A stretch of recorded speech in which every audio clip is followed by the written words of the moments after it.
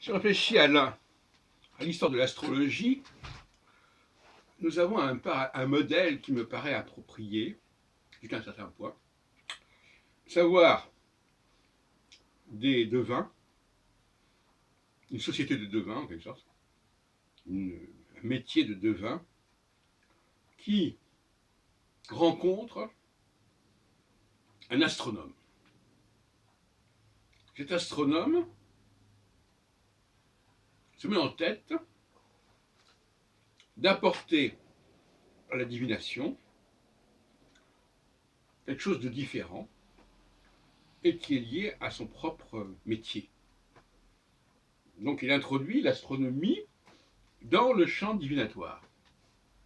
Alors je vous rappelle que j'ai une théorie sur les leaders. Le leader vient d'ailleurs, rencontre un groupe qui a son propre mode de fonctionnement, sa propre identité, et qui va être ouvert à de nouvelles perspectives de renouvellement par le biais justement du savoir-faire du leader, en l'occurrence l'astronomie. Autrement dit, nous sommes en plein dans l'astromancie, qui est une corporation de devins qui utilisait jusqu'à présent toutes sortes de pratiques divinatoires, la géomancie, le tarot, la lecture des entrailles, le marc de café, n'importe quoi. Et là, il prend un certain groupe de gens dans ce milieu et il leur apporte les référentiels astronomiques.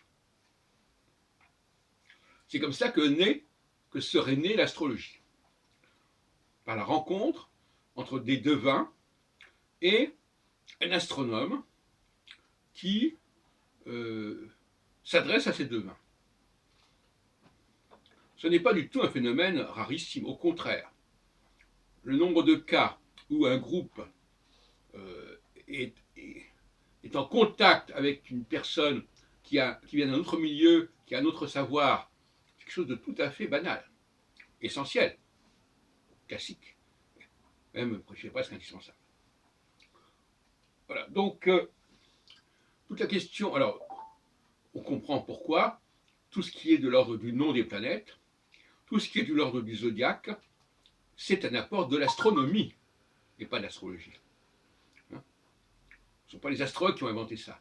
Ce sont des astronomes qui ont voulu mélanger l'astronomie avec son métalangage, qui est tout à fait pittoresque, qui est emprunté à la mythologie, qui est emprunté à l'iconographie des mois de l'année,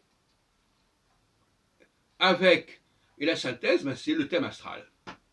C'est le thème astral, le thème horaire, le thème natal, peu importe, mais c'est le ciel en quelque sorte, la lecture du ciel, la carte du ciel.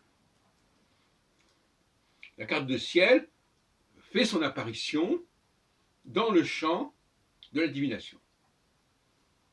Alors les astrologues vont dire, astrologues, parce qu'on peut les appeler maintenant comme ça, les astrologues, les astromanciens vont dire, vous voyez bien, nous on travaille autrement que les devins ordinaires, nous on s'appuie sur l'astronomie.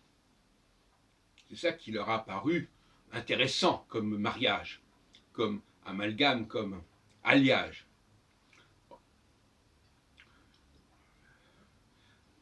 Tout ce qui...